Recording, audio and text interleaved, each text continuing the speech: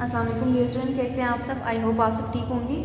बच्चों, आज हम स्टार्ट करने लगे हैं 7th क्लास की साइंस का यूनिट नंबर 10, जिसका नाम है डिस्पर्जन ऑफ लाइट। ये जो फिनोमेना है डिस्पर्जन का, लाइट की डिस्पर्जन का या फिर रोशनी की जो वेव्स हैं वो किस तरह से डिस्पर्स होती हैं, फैलती हैं आगे पीछे, उसके बारे में हम इस चैप्टर में पढ़ेंगे मुकम्मल तौर पर।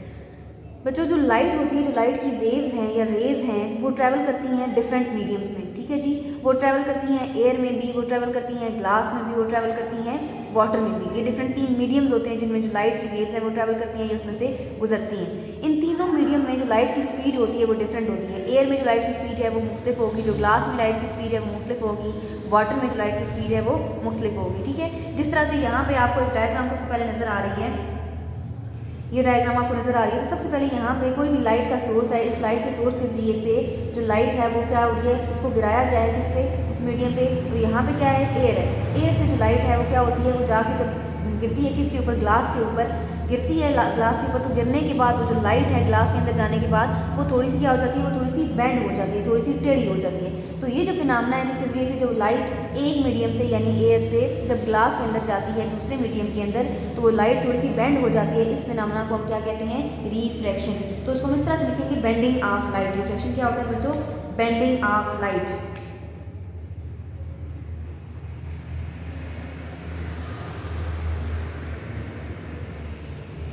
Bending of light.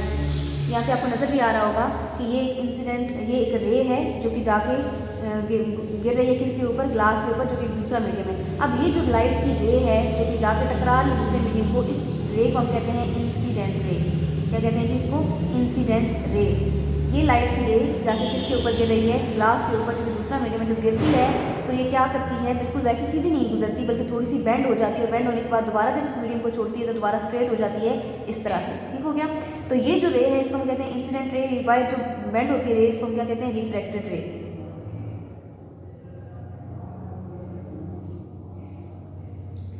रिफ्रैक्टिव रे। ठीक हो गया। यहाँ पे नेक्स्ट आपको जो टर्म नजर आ रही है वो है रिफ्रैक्टिव इंडेक्स।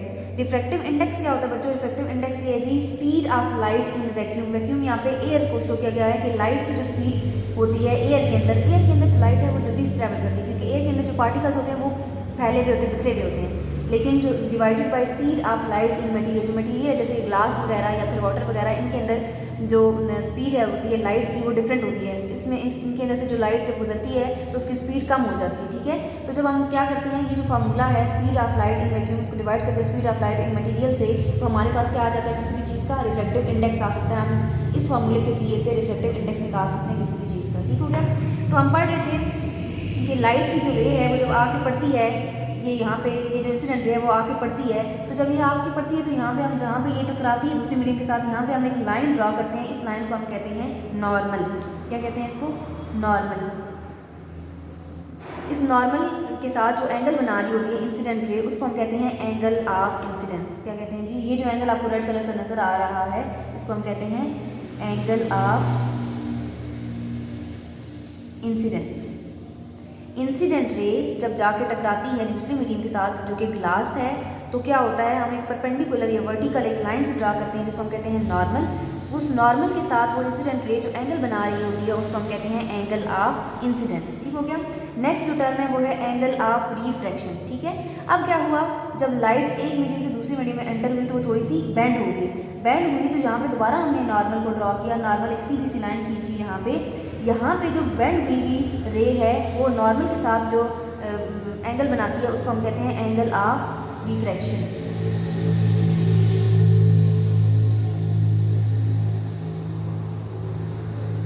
यहाँ पे जो आपको रेड सा एंगल नजर आ रहा है, नॉर्मल के साथ वो जो लाइन बेंड हुई हुई लाइन है वो जो एंगल बना रही है इसको हम क्या कहते हैं, एंगल ऑफ रिफ्रैक्शन। बट जो दो रेज हैं, ठीक है, एक इंसिडेंट रे है, एक रिफ्लेक्टेड रे है।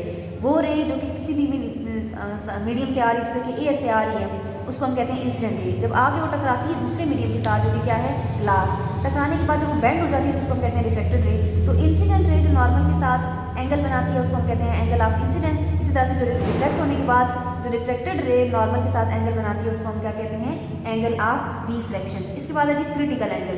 क्रिटिकल एंगल क्या होता है, अब यहाँ पे आपको इस डायग्राम नजर आ रहा होगा, दिखाया क्या हुआ है कि एक किसी भी सोर्स से क्या आ रही है, लाइट आ रही है। अब हम क्या करते हैं कि फॉर एग्जांपल यहाँ पे हमने लाइट का कोई सोर्स रखा हुआ है, तो हम क्या करते हैं, इस लाइट के सोर्स को चेंज करते हैं, इसका एंगल बढ़ाते जाते हैं। पहले यहाँ पे लाइट दे रहे थे, फिर यहाँ से फिर यहाँ पे, अच्छा चेंज करते जाते हैं। तो उसका जो एंगल है, पहले अगर लाइट जो है वो यहाँ पे जा रही थी, इसके बाद वो फिर यहाँ पे आती है, इसके बाद यहाँ पे, तो एक टाइम ऐसा आता है जो लाइट है वो बाहर नहीं जाती बल्कि बिल्कुल सीधी इसी मीडियम के साथ जो है वो रिफ्लेक्ट हो जाती है। ठीक है, तब जो है नॉर्मल जब हम ड्रॉ करते हैं तो तब जो वो एंगल बनता है किसके दरमियान, जो नॉर्मल के दरमियान और इंसिडेंस रे के दरमियान जो एंगल बनता है उसको हम क्या कहते हैं, उसको हम कहते हैं क्रिटिकल एंगल। ये जो एंगल बनेगा इसको हम क्या कहेंगे, क्रिटिकल एंगल।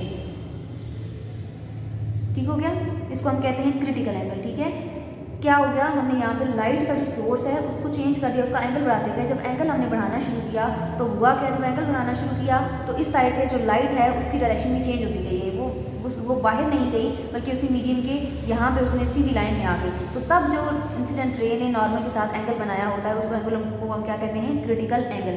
नेक्स्ट है वो है टोटल इंटरनल रिफ्लेक्शन। अब टोटल इंटरनल रिफ्लेक्शन में क्या होता है कि जब इसी तरह से हम लाइट का जो सोर्स है वो चेंज करते जा रहे हैं और चेंज करते जा रहे हैं, तो चेंज करते हुए एक टाइम ऐसा आता है कि ये जो इंसिडेंट रे है वो जब जाके टकराती है, टकराने के बाद वो ना तो ऊपर जाती है दूसरे मीडियम में, ना ही सीधी जाती है, बल्कि वो दोबारा रिफ्लेक्ट होकर इसी मीडियम के अंदर आ जाती है। इसको हम कहते हैं, इसके दौरान जब वो एंगल बनता है इसको हम कहते हैं टोटल इंटरनल रिफ्लेक्शन। वो जो एंगल होता है जिस एंगल पे जो ग्रेटर होता है क्रिटिकल एंगल से, यहाँ पे जो एंगल था क्रिटिकल एंगल बना इंसिडेंट रे का, और यहाँ पे जो एंगल बनेगा वो फिर क्या बनेगा, वो एंगल जो बनेगा वो एंगल होगा टोटल इंटरनल रिफ्लेक्शन। मैं आपको दोबारा से रिपीट कर देती हूँ कि होता क्या है, रिफ्लेक्शन क्या होता है, लाइट की बेंडिंग होती है, बेंड होना लाइट का या फिर मुड़ना लाइट का। लाइट कब मुड़ती है, लाइट जब एक मीडियम से दूसरे मीडियम में एंटर होती है तो वो बेंड हो जाती है। फॉर एग्जांपल अगर लाइट एयर में मौजूद थी, एयर से वो ग्लास में गई है तो वो सीधी नहीं गुजरती ग्लास से, बल्कि उसकी स्पीड थोड़ी सी कम हो जाती है, वो बेंड हो जाती है। और वो बेंड होने का जो प्रोसेस होता है, जब वो एक मीडियम से दूसरे मीडियम में जा रही होती है तो उस प्रोसेस को हम क्या कहते हैं, रिफ्रैक्शन। इसके बाद है जी वो लाइट जो कि एक मीडियम से दूसरे मीडियम में जा रही है, उस गुजरने वाली लाइट को हम क्या कहते हैं, इंसिडेंट रे। ठीक है, और गुजरने के बाद जो बेंड हुई उसको हमने कहा रिफ्लेक्टेड रे। अब जब ये लाइट गुजर रही होती है, जाके टकराती है, टकराने के बाद हम इसके ऊपर एक नॉर्मल सीधी लाइन ड्रॉ करते हैं जिसको कहते हैं नॉर्मल। ठीक है, तो नॉर्मल के साथ जो इंसिडेंट रे एंगल बना रही होती है उसको हम क्या कहते हैं, एंगल ऑफ इंसिडेंस। इसी तरह से रिफ्लेक्ट होने के बाद भी हम इसके ऊपर एक लाइन ड्रॉ करते हैं जिसको हम कहते हैं नॉर्मल। तो यहाँ पे भी नॉर्मल के साथ इंसिडेंट रे जो एंगल बना रही होती है, जो रिफ्लेक्टेड रे जो एंगल बना रही होती है उसको हम कहते हैं एंगल ऑफ रिफ्रैक्शन। ठीक हो गया, इसके बाद यहाँ पे रिफ्लेक्टिव इंडेक्स एक फार्मूला बताया हुआ है कि रिफ्लेक्टिव इंडेक्स हम किस तरह से फाइंड कर सकते हैं। अगर हमें स्पीड ऑफ लाइट पता हो वैक्यूम या फिर एयर में, तो हम क्या कर सकते हैं, फाइंड आउट कर सकते हैं स्पीड ऑफ लाइट। तो हम क्या कर सकते हैं, रिफ्लेक्टिव इंडेक्स फाइंड आउट कर सकते हैं अगर हमें पता हो speed of light in vacuum और speed of light in material, इन दोनों को डिवाइड करके हम फाइंड कर सकते हैं रिफ्लेक्टिव इंडेक्स। अब क्रिटिकल एंगल क्या होता है कि यहाँ पे जो लाइट का सोर्स है अगर हम उसको चेंज करते जाएं, उसका एंगल चेंज करते जाएं, तो एक टाइम ऐसा आता है जो लाइट है वो बाहर नहीं जाती बल्कि बिल्कुल सीधी उसके साथ ग्लास ट्रेवल करना शुरू कर देती है, और तब वो जो एंगल बनाती है नॉर्मल के साथ उसको कहते हैं क्रिटिकल एंगल।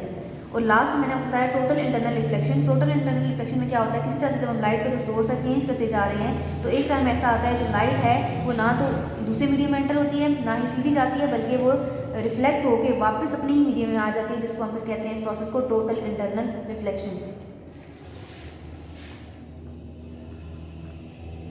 यूनिट नंबर 10 के नोट्स हैं जिसका नाम है dispersion of light. Short question आपको नजर आ रहे हैं। क्वेश्चन 1 है डिफाइन रिफ्लेक्शन। क्वेश्चन नंबर 2 है what is reflective index. Question number 3 है what is the angle of incidence. Question number 4 है what do you know about angle of reflection. Question number 5 है what do you know about critical angle. और question number 6 है what is total internal reflection. तो आपका आज का homework ये है कि आपने क्वेश्चन नंबर 1 से लेकर क्वेश्चन नंबर 6 तक सारे क्वेश्चन अच्छे तरीके से मेमोराइज करने हैं और कुछ तरीके से लर्न करना है। आई होप आपको आज का लेक्चर समझ में आ गया होगा। अल्लाह हाफिज़।